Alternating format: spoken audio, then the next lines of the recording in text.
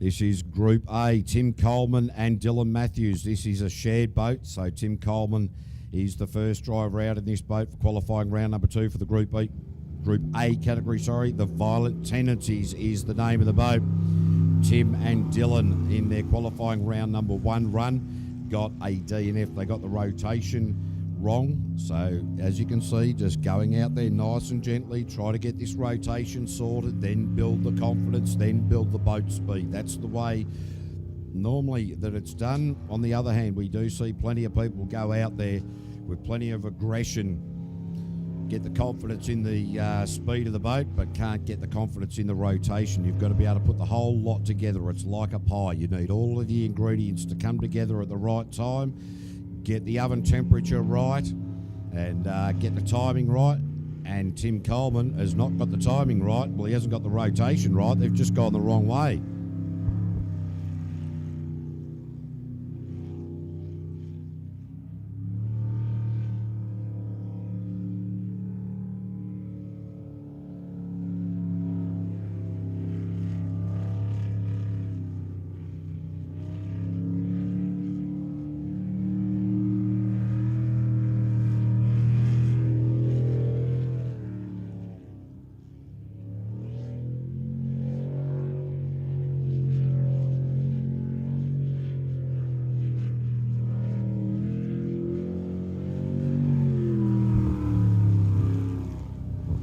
Tim Coleman and Dylan Matthews with the second DNF.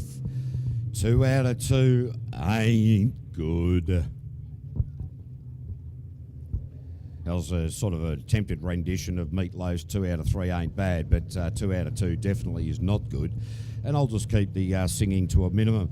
Actually, by the way, it was Paddy Hayden's birthday the other day, I did notice. So, Paddy, happy birthday to you. Happy birthday to you. Happy birthday to you. Happy birthday, dear Paddy. Happy birthday to you. Shane Travers, Hannah Berry out on track at the moment. The young man from Wanganui, the engineer, Hannah Berry, the shepherd. The boat is radioactive. Another of our shared drive boats here this weekend. Shane the son, Ross the father will be out a little bit later. So radioactive. Glasgow Engineering and Design, Coleman Marine and Performance, Fordell Garage and Stevo's Distributors. This young man in his rookie season behind the wheel has been doing a pretty good job. Had a bit of a problem at Hastings there a couple of rounds ago, but has certainly been doing well since then. Drove very well down at Wanganui and really stepped up to the plate in a way that made the old man very happy indeed. And Ross saying that it won't take long before this young man is beating me out on the course. So Shane Travers, a lot of experience as a navigator, finally gets to go behind the wheel and has been doing quite well. And that experience as a navigator over 3 or 4 seasons, as the big hesitation going on there. Sorry, no, that's a 103, surprisingly reasonably quick, 103.531, 103.531 there for Shane Travers. But has been utilising that experience that he's garnered throughout the career as a navigator and transferring that very nicely to working out how things work well behind the wheel. We now have Carl Brensel and Hamish Murray coming out for their run. We haven't seen this duo racing in the National Championship, decided to take a year off from the South Island. Tamaranui is what I believe they're from memory. So great to see Carl, when he came onto the sport a few years ago, was very, very confident, just got quicker and quicker, probably just didn't have the budget to throw at the engine. Oh, caught the crosswash a bit sideways there. Unsettled this, the Maroon vessel, Maroon 2. Timber Creek Contracting, Carl Brensel been out of the boat for some time and straight back into it. You never forget how to ride a bike is what they say, and he's come back out after a year away, full of aggression. In the Stinger hull sits very, very high out of the water, this particular hull. very loose as well. Have a look at this. Carl Brentzel in the home track. Oh, nearly bit in too early. 53.752 in that transition coming towards the start finish line in front of timing here. Just turned in just that little bit too early. Had to recorrect, had the presence of mind to repoint the boat into the correct channel. So that would have got the heart fluttering in both driver and navigator, but they managed to get away with it. Next boat to face the starter will be Tony Reid and Andrew Bakey. The pairing from Waitra up there in the new Plymouth region, the Naki boys. Sorry, Carl Brentzel from Tapanui. But Tony Reid from Waitra now still at it. These guys got the rotation wrong in qualifying round number 1 and ended up with a DNF. So for Drillco, Reid Engineering, Shifty Sports Bar and TAB, Waitra Superliga, Petersol Transport Limited, Egmont Industrial Supplies, Uncle Tony Reid. He has a little bit of concern about his navigator because at the last round at Wanganui, his navigator, Andrew Bakey, could not find the actual track. Now, if your navigator can't find the track, it gives you a fair bit of lack of confidence when if you can't find the track, how's he going to go navigating around the track? At the moment, not very well because you've just got a rotational error in there. And Uncle Tony's saying to Bakey, now listen, mate, your job is to keep me on course. Now, they're both scratching their heads. Driver and navigator completely bamboozled at the moment. So there's Tony saying, do I need to go this way? Bakey's going, I think you need to go this way. We saw the navigator put his hand on his head, almost in a moment of just complete and utter confusion. So Tony says, we'll go this way. We're pointing this way, so we'll keep going that way. No, they got it wrong. They needed to turn right there, I think. So now they're going back to where they got it wrong, but I'm not sure they know where they got it wrong anymore. I don't.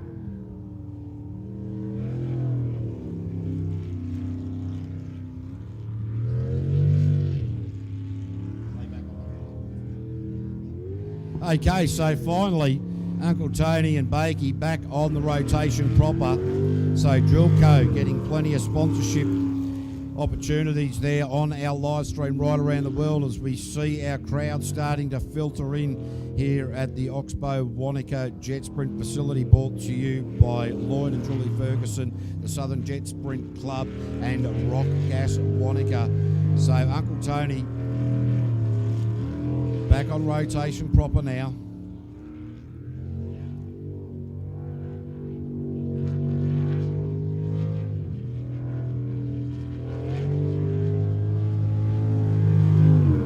And that time, is massive. That's probably about 3 minutes, 45 seconds. Yeah, I'll tell you what. That's a, I don't know, our timers are sitting there going, how many times did he go through that start-finish loop? We've got a MyLap system here, ladies and gentlemen, and we allow it to go up to 4 times through that loop. Tony's gone through there a dozen times. 2 minutes, 28 seconds. That is probably one of the longest rotations we've ever seen in the world of jet sprinting. Although there was Spider Roberts over there in Keith in South Australia some years ago, and he did a 3.5 minute lap. Phil Dick and Hayden Digby Smith in the hyper sprint. Keep an eye on this one today, ladies and gentlemen. Hope to see some good things from Phil Dick here today.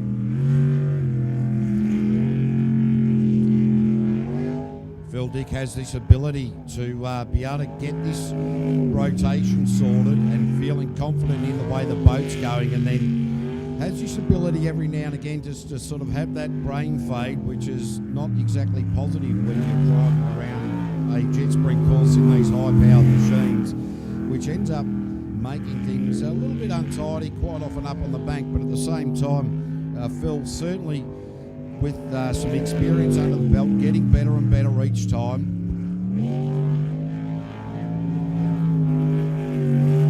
This run looking a lot smoother than his previous run. really overcooked it there. Yeah, just too hard on the wheel. Had the recorrected, did manage to sort it out. And Phil Dick, that's not a bad run, all things considered. And it's a 63.781. 63.781. So Phil Dick had a bit of a moment at the top part of the course, just oversteered it, and then had to get really heavy onto the wheel to recorrect it, but did so very nicely indeed. So that's a positive sign. I'd also like to thank Helicopters Otago, Outram Garage, Tiano Auto Services, Warnock Architecture, T.S. Guthrie, Jolly Earthworks, Advanced Quip, Rock Gas, Wanaka and MacGyver Plumbing, Evans Freight and New Road Roading. So great to have those sponsors and supporters here for the final round of the Mouthfresh Jet Sprint Championship as your local man, Clayton and Mandy Tisdall, in the Case Construction boat, sponsored by Advanced Quip. Advanced Quip cater for all your earth-moving requirements and diggers, bulldozers, etc. So Clayton Tisdall, this is his home track. This is where he feels confident. This is where he feels comfortable. And you can really see that confidence in the boat, the confidence in the rotation, the confidence in the track really coming to the fore in this early qualifying round number 2 run. So this will be a guy to keep an eye on.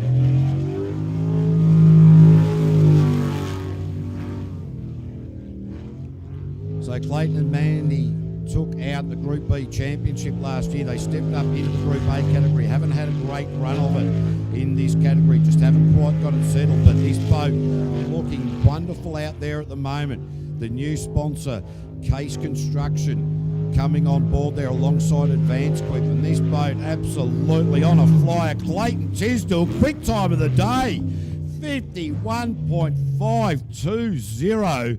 Smashing it at the moment is the local man, 1.2 seconds quicker than the other local in Carl Brentzel. So, well, the local boys are all over it at the moment in the Group A category, qualifying round number 2. We've still got 3 more qualifying rounds across each of the classes. So 5 qualifying rounds in total.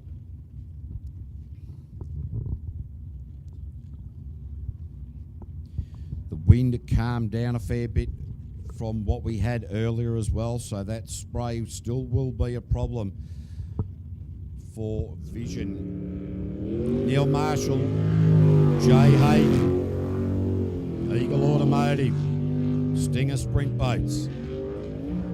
Well, Neil Marshall just threw it into that left-hander, just overcooked it a bit.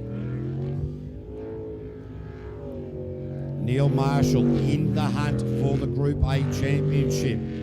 Ollie Silverton leading that championship at the moment. So Neil Marshall is a theoretic possibility quite deep into that hairpin.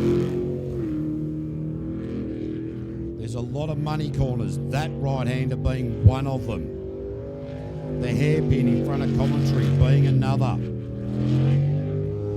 That one is quite a smooth transition, but trying to straight line it up into the roundabout at the top part of the course is going to be an interesting one as the day progresses. Neil Marshall, Jay Hayden across the line, and a 54.613, 54.613.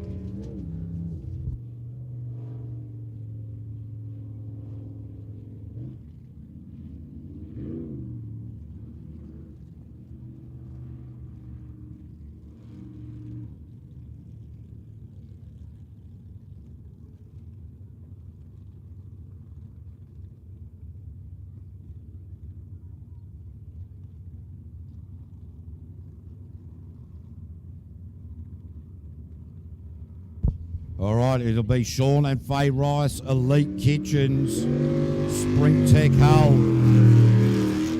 the couple from New Plymouth, Dream It, Live It. If you're looking for a decent kitchen, for a top quality kitchen, for an elite kitchen, ring Sean and Faye up there at Elite Kitchens out of New Plymouth. Sean Rice, 5th overall in the Group A Championship.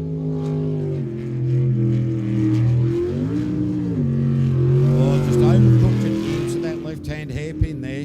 You can see that Faye Rice is quite animated.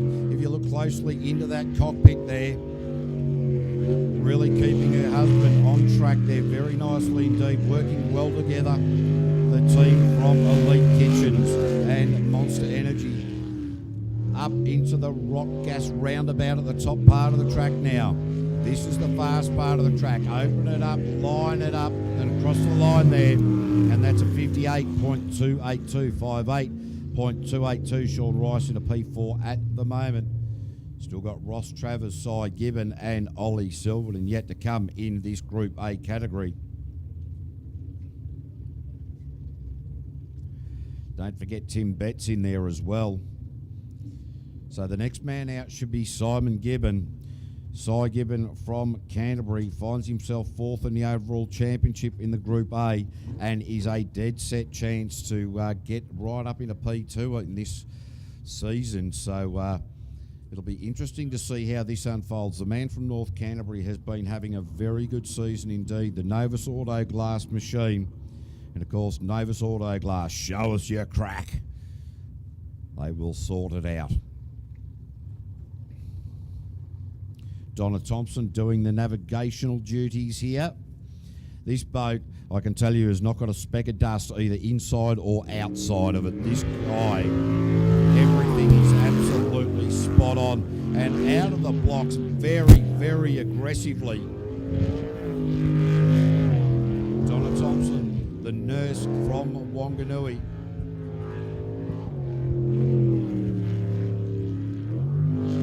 Nice little setup with Cy Gibbon to that far side of the track. Eased off it, you hear him give a little bit of squirt, keep the fuel pressure up. Use that to great effect. The Stinger hull. So far so good on the rotation. Looking quite good is New Zealand number 2 in this Group A category. Now in the fast part of the course, just eases off it a little bit and through the line. That's a pretty tidy lap with a 53.629 into P2 behind Clayton Tisdall by about 1.9 seconds. So Cy Gibbon and Donna Thompson, a lot of confidence in the rotation there. You could see Cy just getting off the gas pedal there a little bit, just getting the boat settled, getting it set up. So we'll certainly see these times come right down as the day wears on. We're now going to go to Tim Betts, aka Betsy, and Hokie.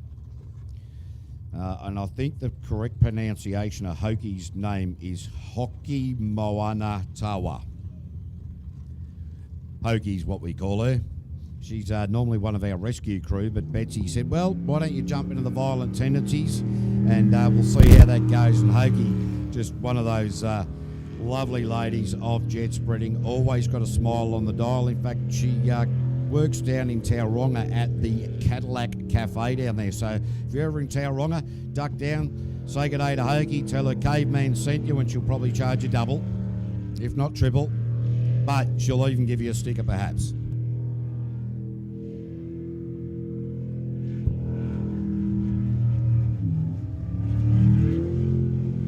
So Betsy just overcooked it around the left-hander. The builder from Auckland.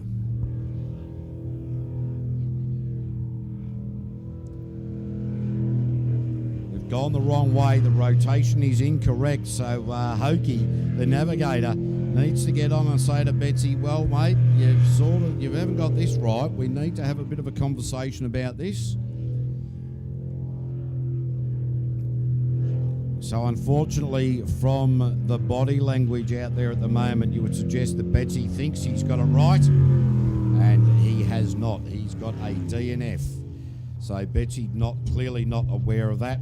So they will take that back to the trailer. They'll be given the information that tells them that they got the rotation wrong. They will then question that, have to go back to the track map and work it all out from there. So, well, very disappointing qualifying round number 2 run there for Betsy and Hokie.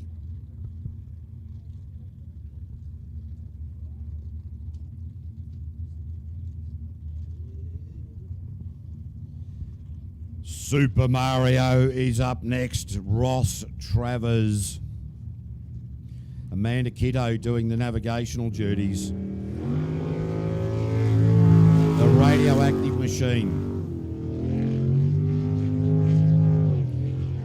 So Ross Travers, the man from Fordell in the North Island there, in third place overall in the championship.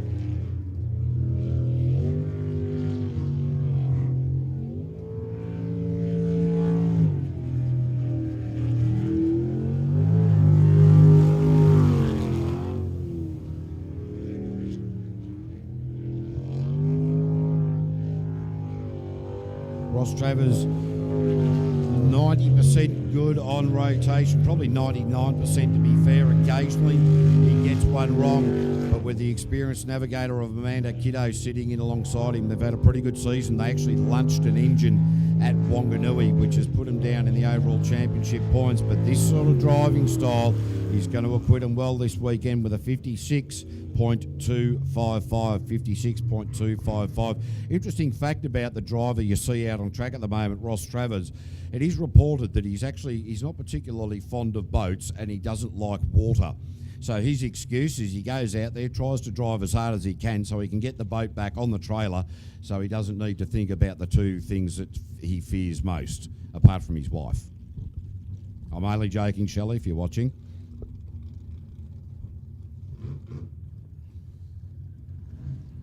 So Ollie Silverton will be the boat to come out next. PSP Racing, reigning world champion in the Group A category. Ollie Silverton at the helm and Jess Sitt doing the navigational duties. PSP Racing, Clearview, Suntough Translucent Roofing, Drainage Systems, Biolytics, Magnum Automotive, Newdick Sheet Metals, GJ Gardner Homes.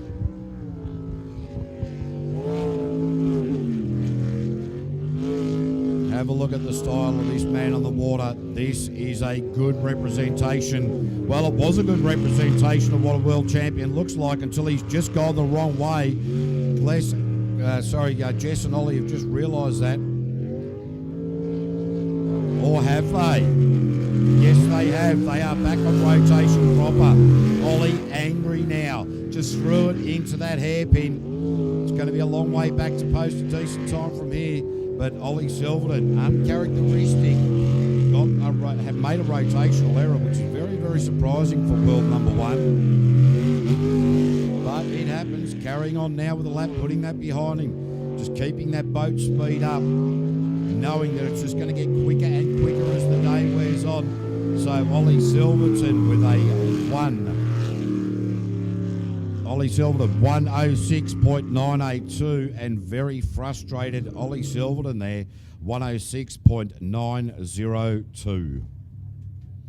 So it is the locals, Clayton Tisdall, Simon Gibbon and Carl Brentzel at the top of the table for qualifying 2 in this Group A category. We will reset the clocks and get ready to go qualifying round number 2 for our unlimited super boats.